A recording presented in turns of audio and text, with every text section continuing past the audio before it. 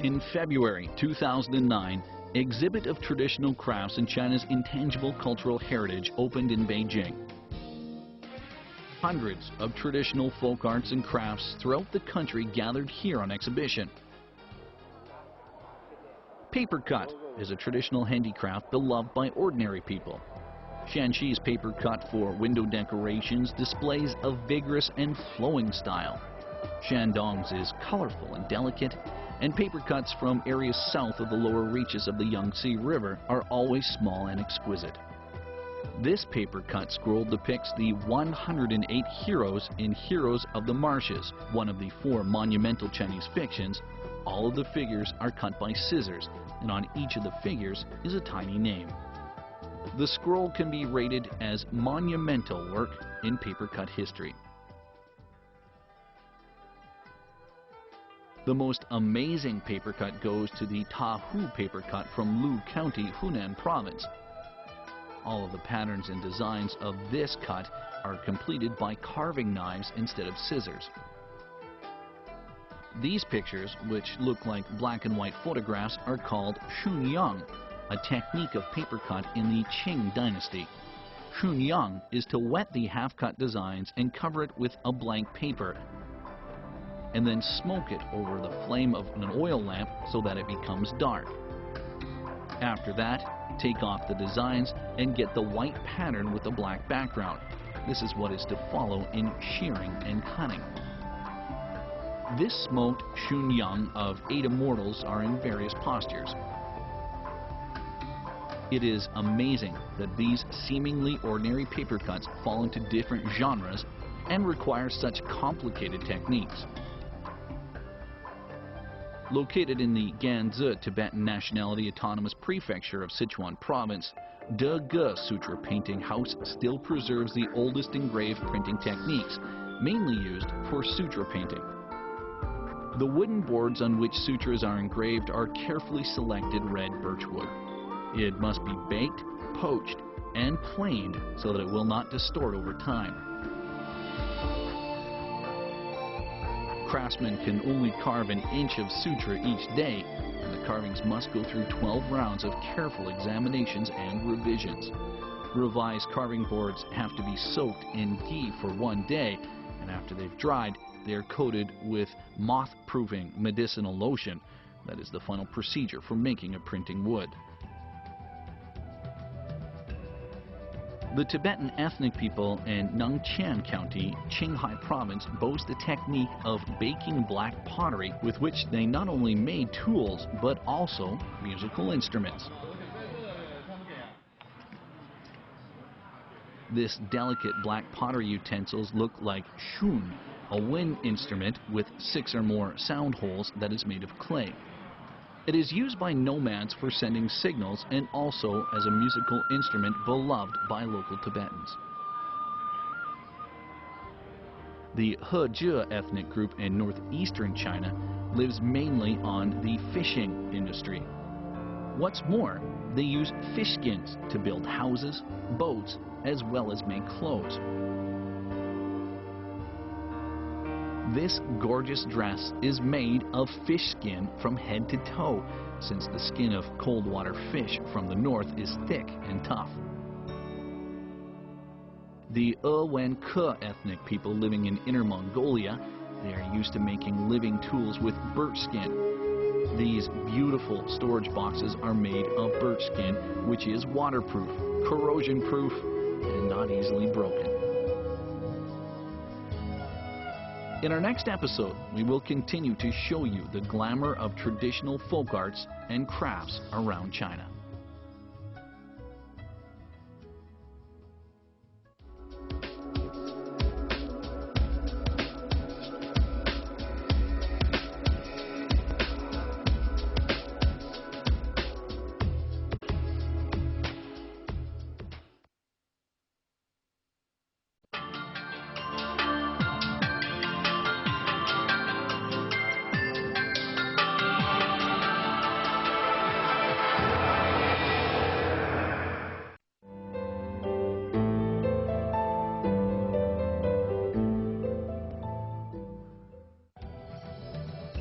Today we will go on tour in the colorful world of arts and crafts and enjoy the glamour of traditional Chinese folk arts.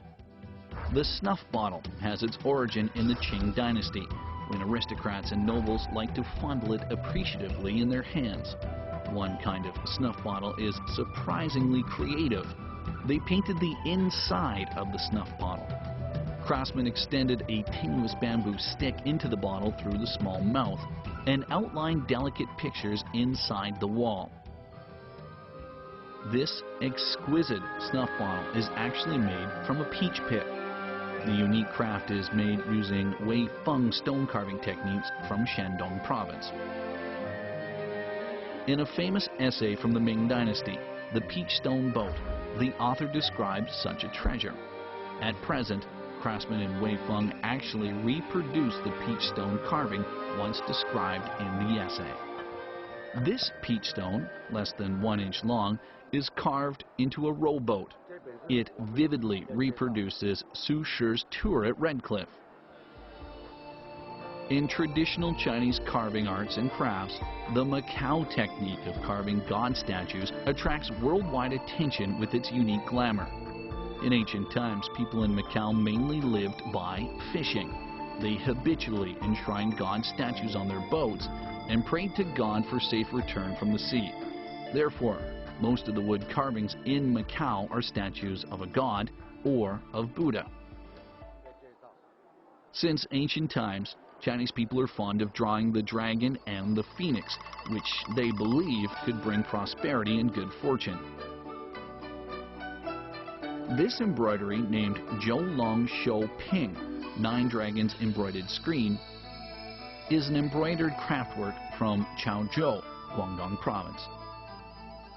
It employs 6 techniques so as to make the 9 dragons seem dimensional, churning, and the whole picture looks grand and magnificent.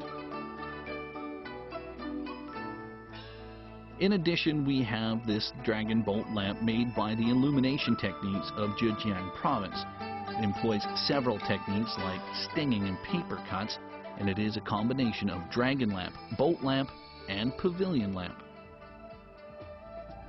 One can hardly imagine that the gorgeous relief of the dragon and phoenix on these porcelain plates are made of lacquer lines. Lacquer line carving mingles brick powder, Chinese lacquer, and Chinese wood oil together and beats them into a soft mud pie. Then the pies are made into lacquer lines by hand. Craftsmen use these lines to form pictures on the porcelain plates covered with base lacquer. The lacquer line sculptures may have different techniques like twine, knot, and pile. Pictures made by lacquer line sculptures are usually coated with gold foil or powder after being dried. Nowadays, Xiamen lacquer line sculptures have become special gifts presented by Chinese national leaders to international friends. Like Xiamen lacquer line sculptures, many intangible cultural heritages have been passed down for centuries and still maintain the essence of ancient arts and crafts. From 2006 to 2008, the State Council had successively released 2 rosters on intangible cultural heritage at national rank and representative project successors of intangible cultural heritage at national rank, among which there are altogether 186 traditional handicrafts and 78 representative successors. These implementations have laid a solid foundation for an intensive and all-around protection of traditional arts and crafts.